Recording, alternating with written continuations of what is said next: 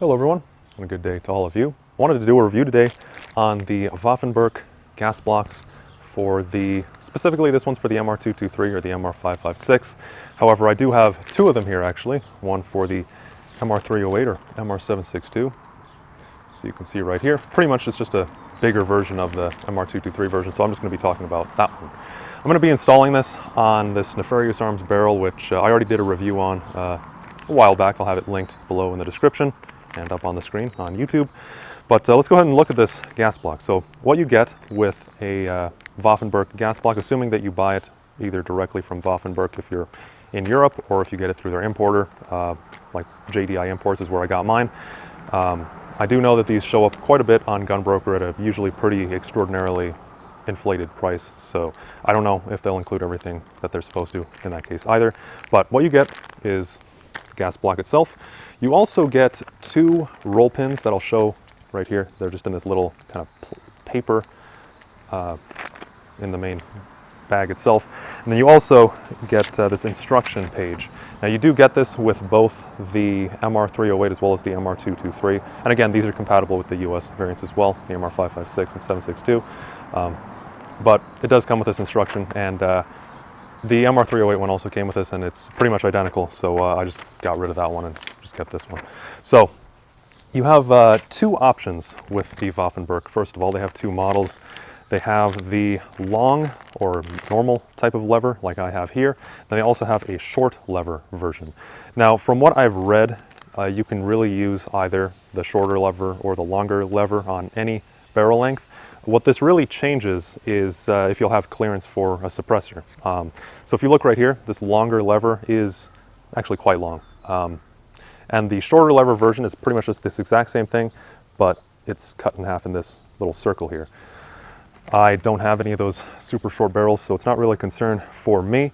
I did actually want this longer lever version though, because one advantage of it is if you take the tip of a bullet, for example, if you're shooting and this is hot, you can adjust it by just putting the bullet through here, and then you can just rotate it whichever way you want it to go.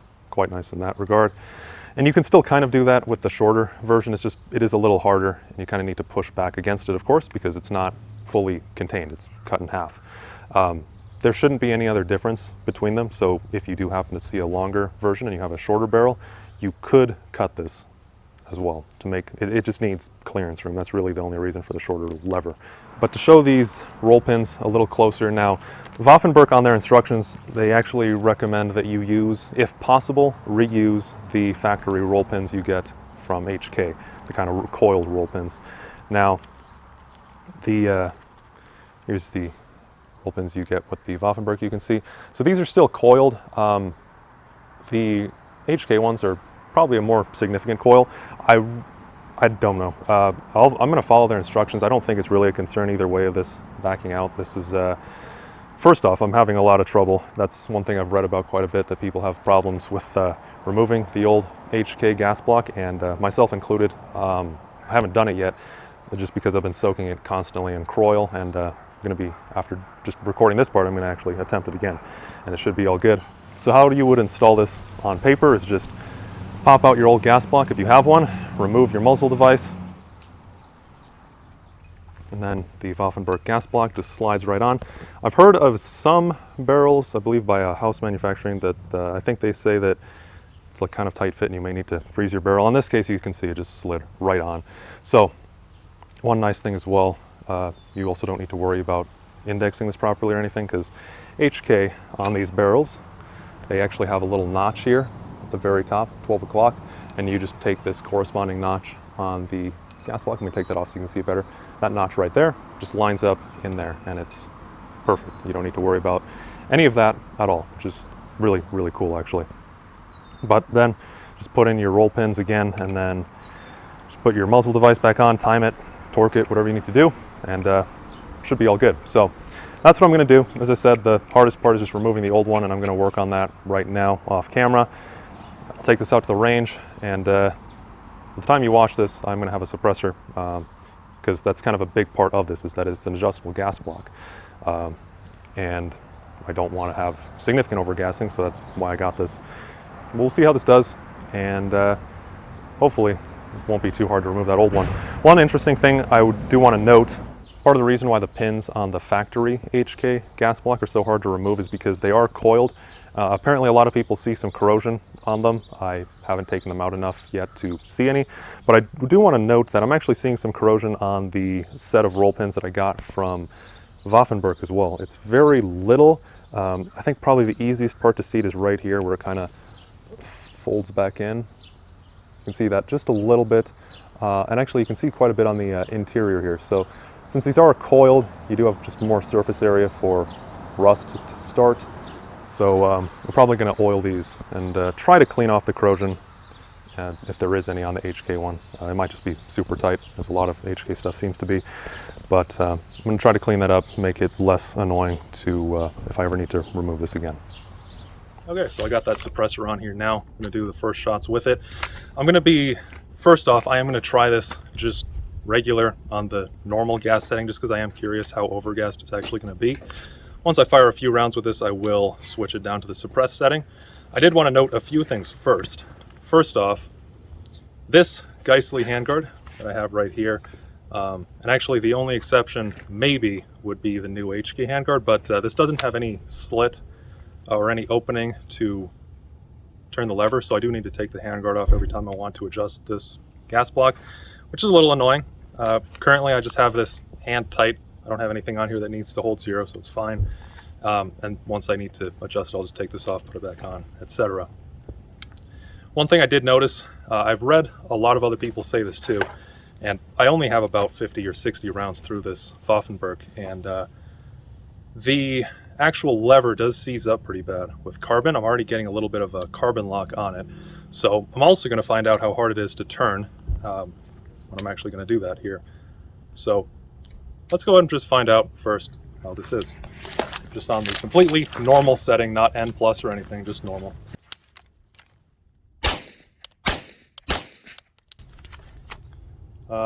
No gas coming back into my face.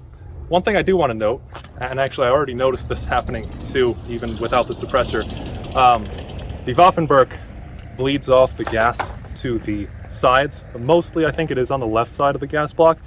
And since I'm not wearing gloves right now, you can actually see, you'll feel the gas kind of blasting you. You can also just kind of see where that gas is coming out here on the handguard, especially because this is all FDE. You can see quite a bit right there, and a bit right there on the same corresponding other side. But I'm going to go ahead and drop this now to the suppressed setting.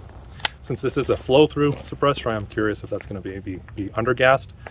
I was just curious also, and I already tested this without the suppressor on the suppressed setting. It doesn't cycle at all, so we'll see how this does. Adjusts here. So as I said, it's pretty tight right now from the carbon. So I'm going to drop this down, and that is really gummy, and you can't really hear it click into place anymore because of all that carbon that's kind of just in there. But I do have this on the SD, this regular suppressed setting now. If it has any issues with cycling, then I'll bump it up to 1. If it still has issues, bump it up to 2. Okay, let's see how this does now.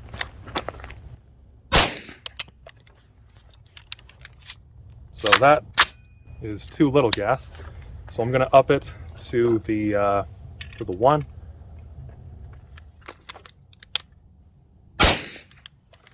Still a failure. So let's try 2. And I was using the bullet because I was worried that this gas block would be really hot already, but it's not. It's actually fine. But it is too tight because of the carbon to actually do this by hand. So I'm going to have to grab some pliers.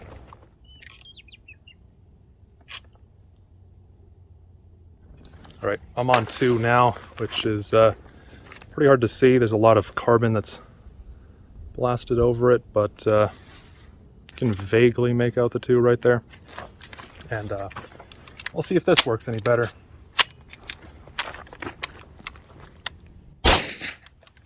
Still no. There is no more settings.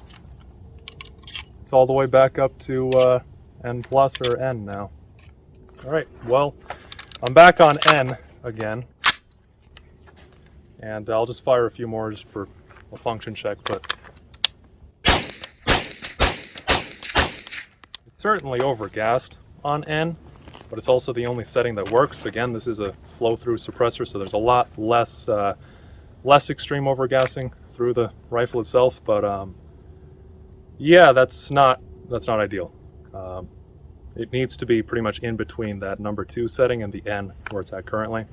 So that's a little unfortunate.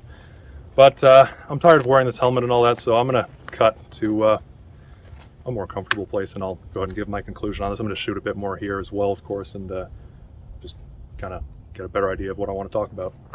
All right, so I'm back and wanted to talk about this now.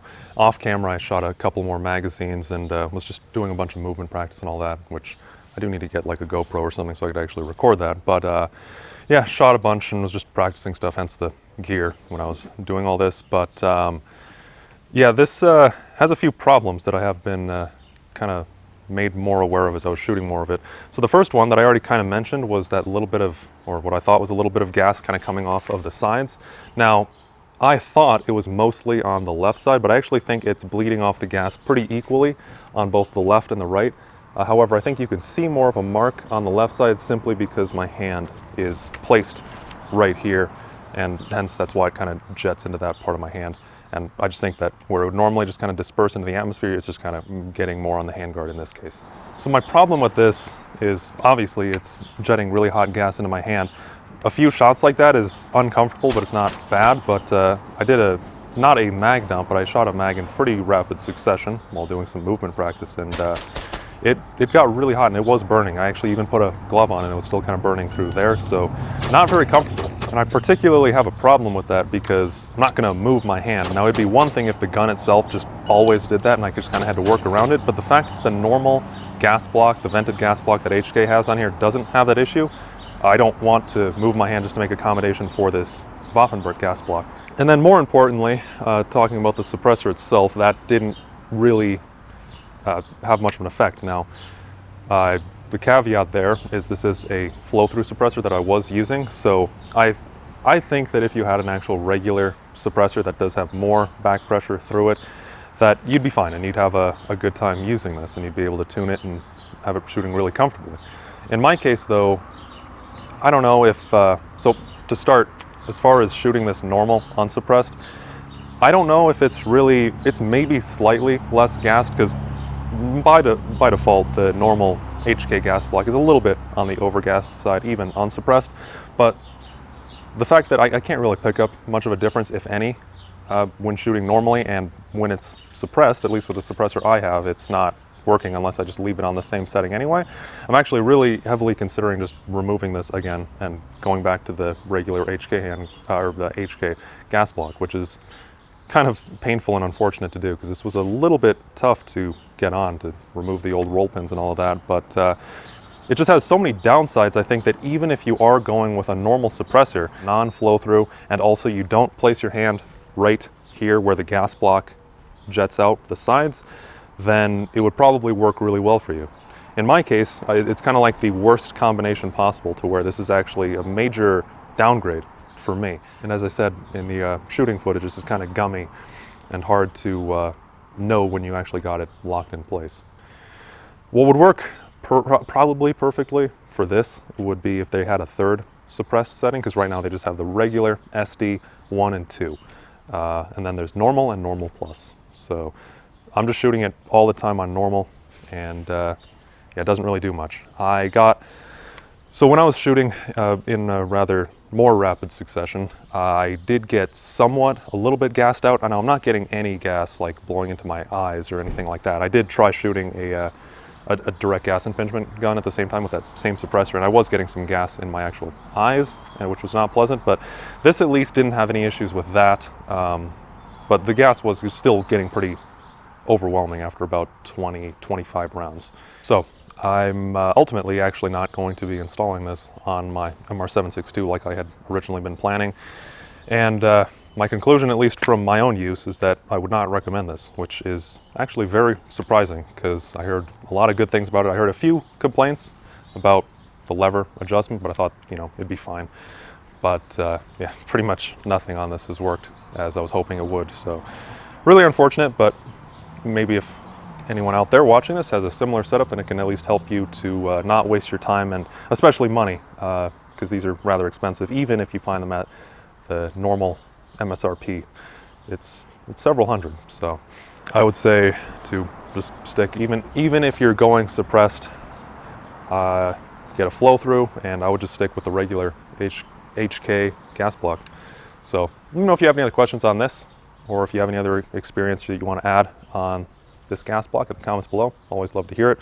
Or if you just have any general comments at all, then yeah, love to hear those as well. But thank you all for watching, especially if you got here to the end of the video. Let me know if you have any other questions. Otherwise, take care. I'll see you all in the next one.